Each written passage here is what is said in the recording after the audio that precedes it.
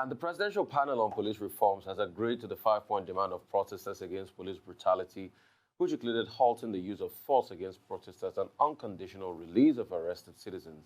Other demands include justice for the victims of police brutality, including a payment of compensation and psychological evaluation of policemen, including increasing their salaries. Despite these concessions, including the dissolution of the controversial police squad EndSARS, the protests yesterday spread to Port Harcourt in Rivers State, Ibadan in Oyo State, Akure in Ondo State, Ilorin in Kwara, and Enugu in Enugu State. In Yola in Adamawa State, the protesters also sustained their campaign in Lagos and Abuja, where it was reported that soldiers brutalized some of the youth, including the Arise Channel crew. The second of such attack in the space of 3 days, but Inspector General of Police, Muhammad Adamu, set up a new outfit to replace the disbanded SARS, even as the governor of Lagos State, Babajide Sanwo-Olu, set up a 200 million naira fund to assist victims of police brutality. Arise news in the news again. Yes. As regards what is happening.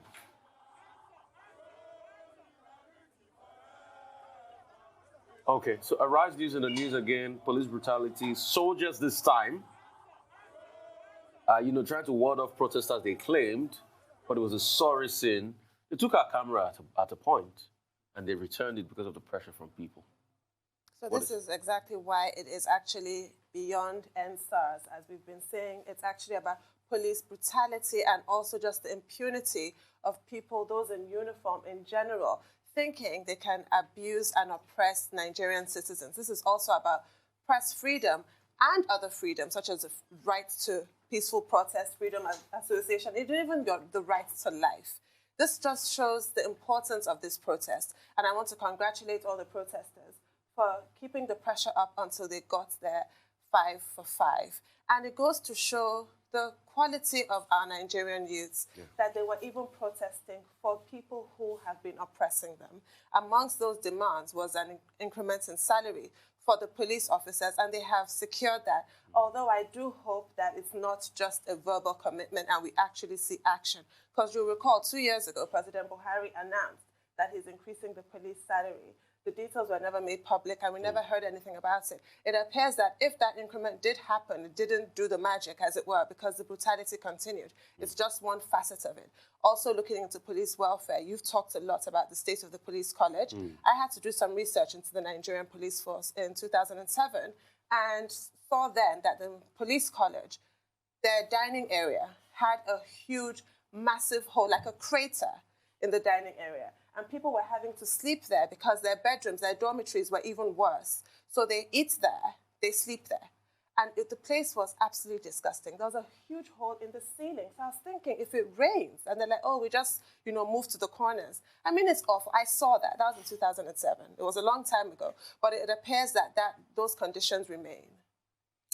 Well, first, Rufai, you first drew attention to the attack on the Arise TV crew Abuja yesterday. And that's the second time within a week that the Arise crew would be attacked or brutalized or intimidated in the course of their doing their job. And it's not just Arise reporters and cameramen who have been victims in this regard. Other journalists, other media houses have had similar experience.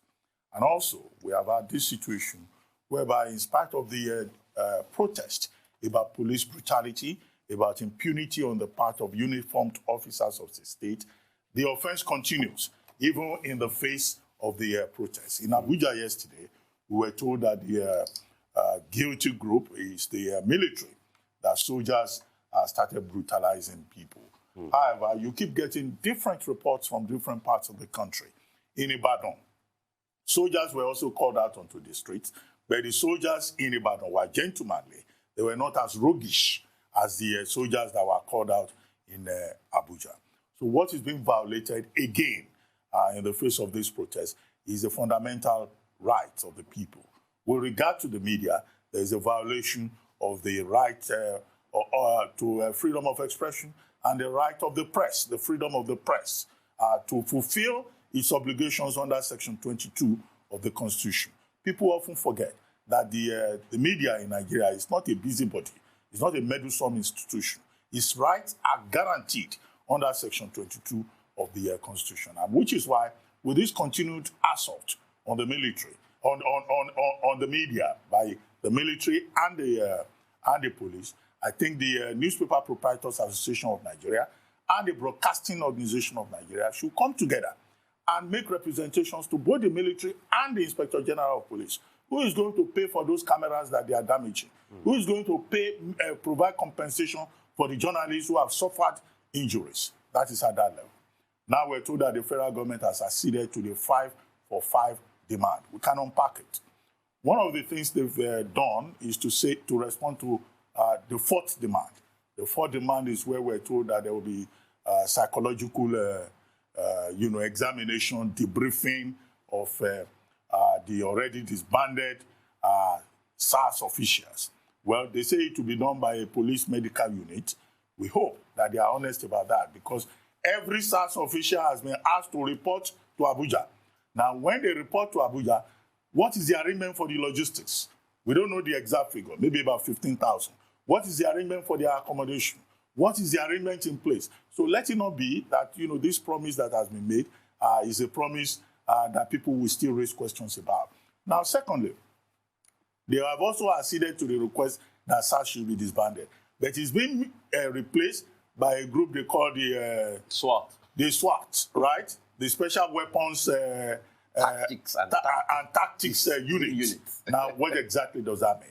It's imitative, and many people do not believe it. Some people are saying this SWAT actually means SARS with another tactics. Okay, that's how cynical people are. But I'm sure when Ifeni comes on, there will be an opportunity to deconstruct those 5-for-5 issues, one after the other. All right. That's all of the news. We'll take a short break. When we return, I will have the chair of Rotus, Oddiri, Michael Wilson, and this one more to give us updates on African global business and COVID-19. Stay with us.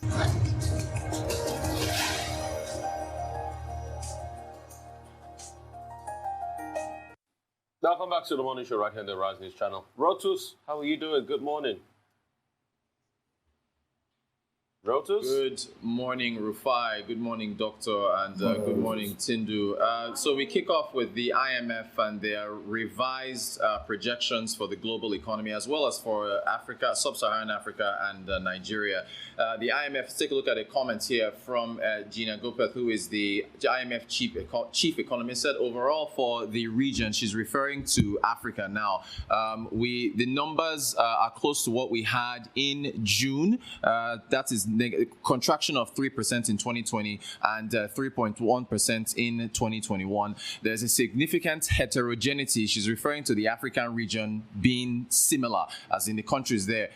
Within the region, you have countries that are commodity exporters, who have been negatively impacted by the pandemic. Not only that, but also by the drop in oil prices. If you look at a second comment here, where she talks about Nigeria and South Africa, she says Nigeria is one such case, and then you have countries like South Africa where there have been a very big hit in terms of the pandemic and a collapse in activities because of the requirements of lockdowns. Then there's a very interesting quote there at the bottom where she says that there's always a difference in countries that are more diversified, that seem to have better growth prospects than others. So when she's talking about the heterogeneity of African countries, again, they've revised Nigeria's contraction to 4.3%, down from about 5.2%, which was the initial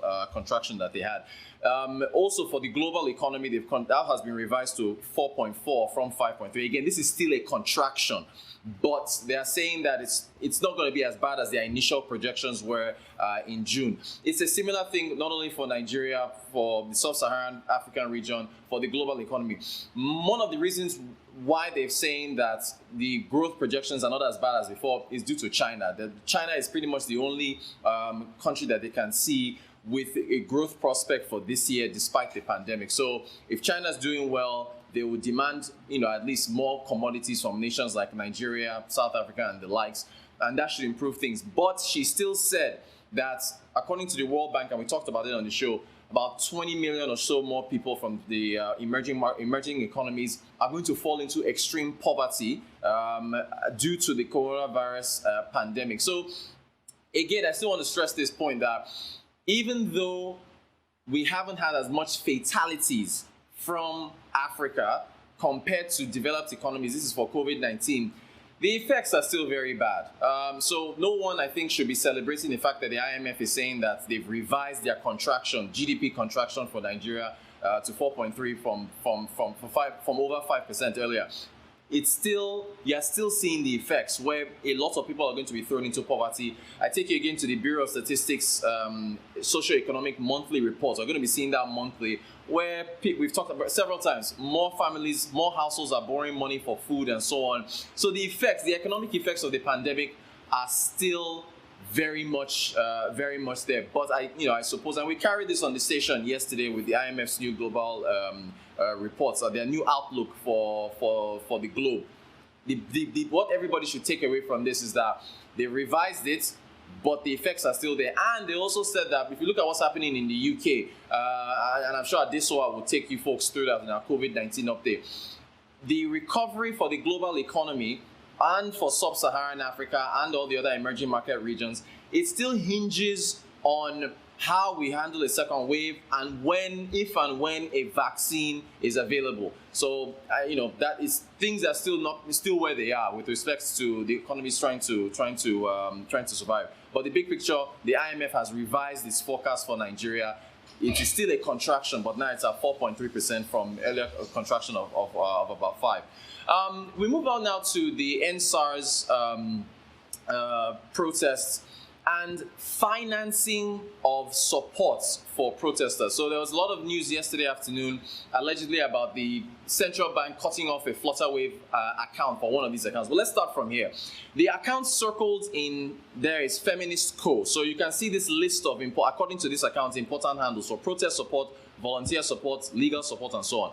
Feminist Co, just pay attention to who is circled. And also above, the highlights there, that it says it was retweeted by FK. So those are two things to look at. If we look at the next tweet, we'll see that the handle for Feminist Co, if we take a look at the next tweet, the handle, this is FK Abudu. She's the one that is behind one of these accounts. They are set up to support the protesters if they are in need. If you take a look at another tweet, this is the handle itself, the Feminist Co.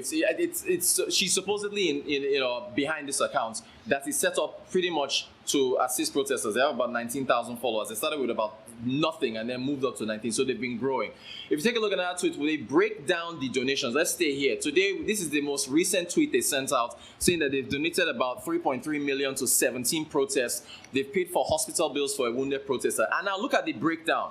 Total, they've raised about 37 million naira. They've disbursed about 11.8 million. They now show the balances in different currencies. In naira, 25 million, 11,000 US dollars, Canadian dollars, British pounds, euros, Ghanaian cedis.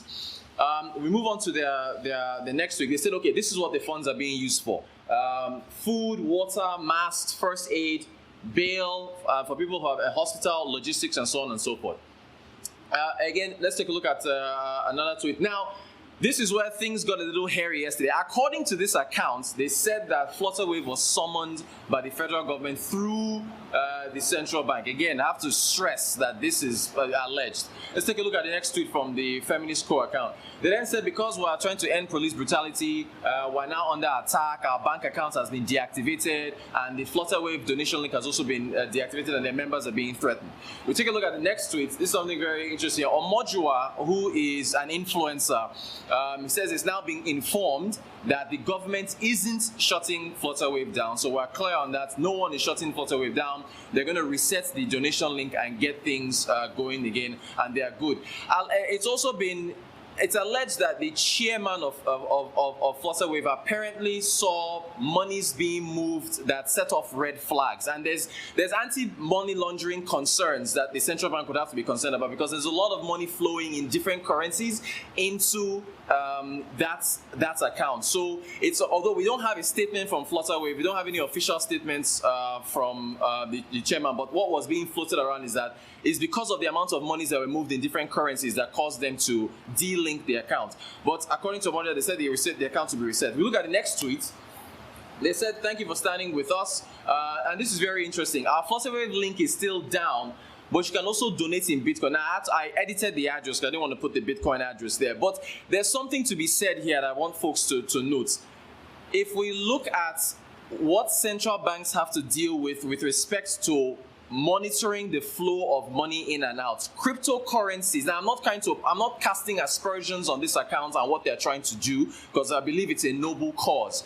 But you can see that what cryptocurrencies, they put in a Bitcoin address, and once again, I've edited the address, I didn't put it on screen, but cryptocurrencies are still a threat to central banks around the world because of the alternative channel that they produce for monies to flow in and out. Yesterday on the Global Business Report, we were talking about illicit fund flows around the world. United Nations Trade and Development Body was talking about $88 billion in illicit funds that were flowing out of Africa that could plug Africa's gap in funding.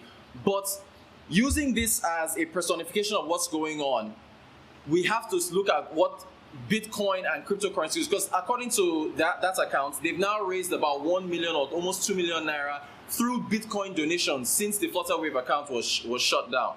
So it's something to be said, and that's our update for today. Well, quickly, Rotus, let me start with this Flutterwave. We're not too sure yet whether it was the CBN that asked Flutterwave to apply to pull the plugs, or whether it was strictly an independent decision on the part of the chairman of Flutterwave. But the chairman of Flutterwave, Tundun, has made it very clear that he noticed that the platform was going to be used for illegal financial transactions because the funds were coming from all over the world in different currencies. So he now had to say that the platform should be shut down for that purpose. But one lesson we get from that. Now, initially, Flutterwave itself, we were told, donated about 2 million naira. Yes. And then the donations kept coming in up to about 16.7 million before it was shut down. And that again shows the popularity of the protest. As we have seen, protesters are all over the world. They are not being funded by any NGO. Nigerian volunteers from all over the world, those who are supplying vehicles, food packs, supplying cow, supplying water, they are the ones who have been driving this process. And after the shift to Bitcoin by the feminist coalition that is led by that lady, Feyikemi Abudu, within a few hours, they were able to put together up to about $300,000. Now, that's to show $300,000. That's to show us that, look, what we're dealing with is something really serious. It's not something that government can take for granted. Now, government has tried to meet the protesters halfway, I think, on the 5 points that they're asking for. But who is talking directly to the protesters themselves? Because as you speak, in spite of the heavy rainfall this morning in Lagos, the protesters are out there. They are defying the rain. They are defying the elements. They are saying that even with the replacement of SARS with SWAT, they are not going to stop.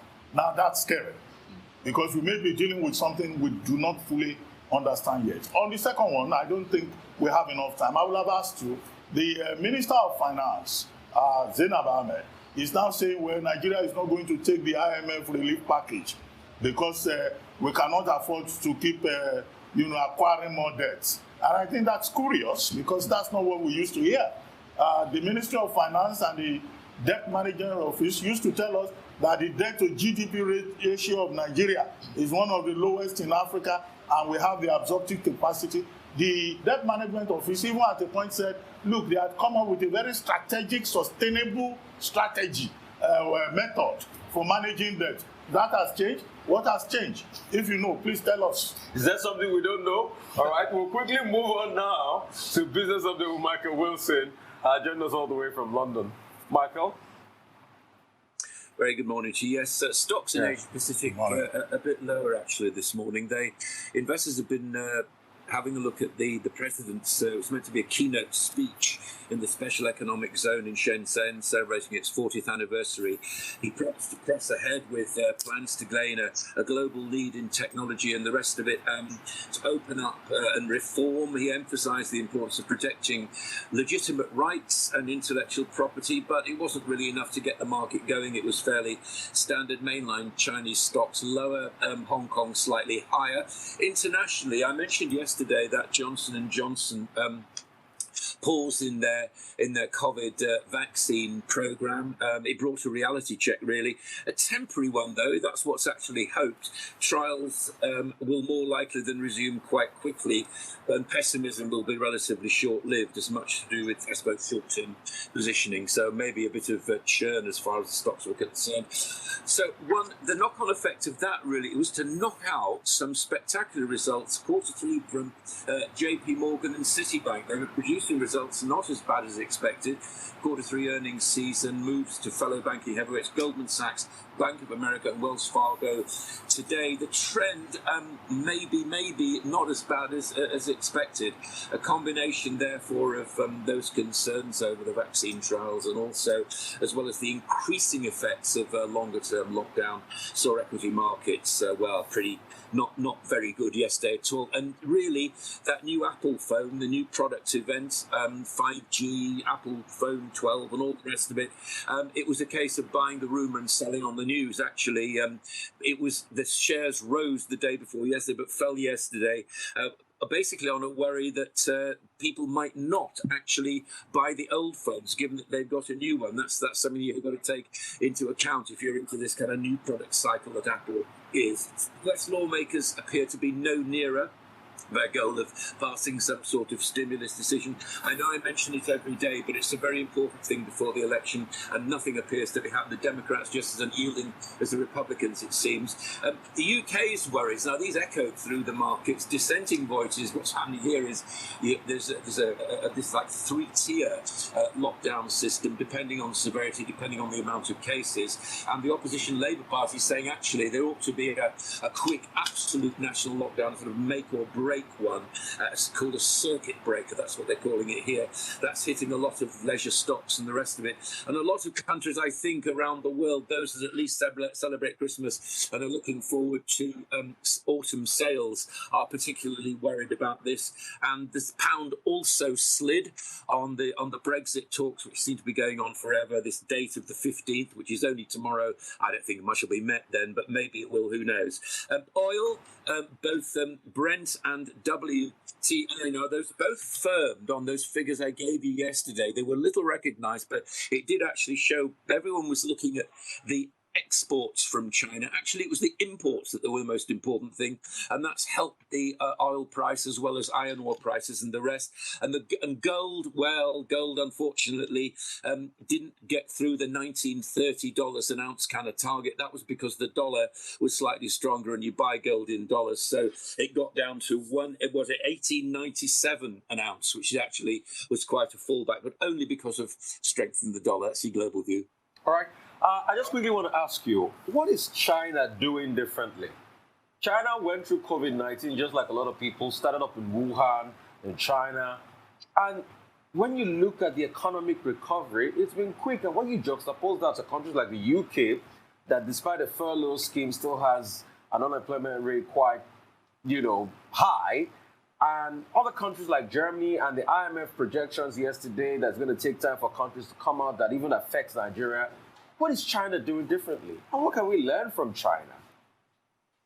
Well, if you want to live in an authoritarian state, then you can learn a lot from China. If the citizenry are told to do something, then they tend to do that. Unfortunately, you and I both live in democracies, and things don't work out as smoothly as you would actually hope. Something is actually happening in China that, just apart from just apart from the virus, and we were talking about it yesterday, they've really been stocking up on iron ore and other commodities. And you wonder actually why that is, because one thing that has not been coming from China is domestic demand, and suddenly it's increased, and that's in the volume and the value of imports rather, which I was talking about yesterday. So something is happening there. I'm not exactly quite sure what it is. Maybe they are divesting themselves of other global influences. Who knows? You can never really tell, because it's such an opaque economy that you can make guesses about it, but you're never really sure about what's going on. But I would say that yes, they certainly clamped straight down on the virus, and it seems to have had a decent effect. In our country, there's been a lot of debate, as I'm sure there is in yours as well, and in other European Union countries. It depends. If you're in a democracy, unfortunately, you can't tell people not to do something if they don't necessarily want to do it. You can try to constrain them. And a lot of police have been called to places like Liverpool in our country because of breaking the rules of parties and so on that happened overnight. I mean, people do it, it's unfortunate, but that's what they do. In China, I don't think you'd be doing that kind of thing. All right, so thank you so much for that, Michael. Really appreciate you. COVID-19 pandemic, Adeswa, what's up with COVID? Good morning, Rufai. Good morning, Dr. Abati, and good morning, Tundun. It's a wet Wednesday morning in the city of Lagos, and some of us, really wish this was not the situation, because the combination of the cold and COVID can be very tricky. But let's get into the latest figures and updates around the world. The number of infections worldwide has now passed 38 million, and that's according to the Johns Hopkins University tracker. There have now been 38,138,374, as you see on your screens. Deaths as well, 1,086,274 have been recorded. Now, the rise in new cases is being driven by spikes in Europe. The likes of Germany, Italy, and France, as well as the UK, have seen those numbers coming in. And we discussed the new restrictions imposed in the UK, which we're going to effect in Liverpool today. We're also seeing those numbers coming from the US as well as India. Moving on, there's a lot we do not know about COVID-19, but a few things we are learning, such as a person can be reinfected and the second bout can be worse, severe than the first bout. And that brings me to this story. It's the story of the first reported person in the world to die with COVID-19 after being reinfected. Now, according to researchers whose findings have been published in the Oxford Press, she was undergoing chemotherapy for a rare type of white blood cell cancer. She was age 89, but this cancer, we know, is treatable but incurable. Now, what happened? She was treated for COVID-19 earlier in the year. She recovered, tested negative, then started her chemo. And then days after, she got reinfected with COVID. She was being treated, and then, unfortunately, she died. What researchers have found out is that her second bout was more severe than the first one. And she's not the first person, as this comes after a 25-year-old man became the first American to test positive for the virus twice. Also, what scientists noticed was that his second bout was more severe than his first. And the point is that the strains are different, and the virus may be mutating so fast. So again, this underscores the point that we do not know a lot about this virus. We should not take it for granted. Very quickly, let's move on now to the US as well. What seems like a potential setback for the fight for a cure or a vaccine, as the US drug maker Eli Lilly has paused clinical trial for its COVID-19 antibody drug. This is coming just a day after Johnson & Johnson announced the pause of its coronavirus vaccine trial because of a sick volunteer. I heard Michael Wilson talk about the market's response to this. Yes, the markets were not happy because we've seen Eli Lilly, we've seen Johnson & Johnson, and you would remember that about a month ago, AstraZeneca also had to pause its trials because 2 participants had fallen ill after getting the company's vaccine. It's been a race to get, a cure for the world, but these setbacks are unusual. However, we have to be careful. We must not compromise safety for speed. And to Africa now, for some countries who think that they can, walk their way out of this pandemic by going the way of the herd immunity, the African CDC is sounding a note of warning. Just barely 24 hours after the WHO DG, Dr. Tedros Ghebreyesus says, herd immunity has never been used in the history of science for a cure of a virus such as this. The African CDC is saying that if countries go the way of herd immunity on the continent, we are likely to see about over 800 million Africans being infected and 8.4 million lives at risk. And this is the projection of the CDC of a worst-case scenario. It is saying that at the moment we are seeing 1.5 million people infected with the virus on the continent of 1.2 billion people. So we have to weigh the risk. Do we really want to go that way? And we know that it is impossible to entirely isolate vulnerable people in Africa. So how do we go about it? And finally, let's bring it home to Nigeria. We are seeing a spike in those numbers as well, like we have not seen in recent days. The country recorded 225 new cases. Now, one of the epicenters, which is Lagos, the epicenter of the disease in Nigeria, the last 24 hours recorded an addition of 101 cases. Now, from 64 cases on the 12th, it recorded 165 cases yesterday. And Nigeria is waiting for details of the next phase of the response, which will be released tomorrow by the PTF, which should have been okayed by the president himself, Muhammadu Buhari.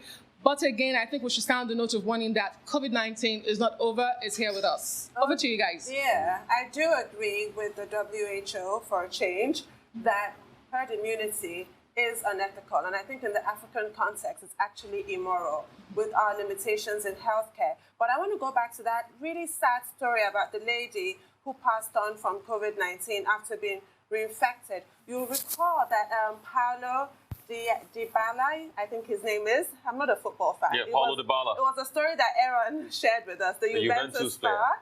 He tested positive 4 times for COVID-19.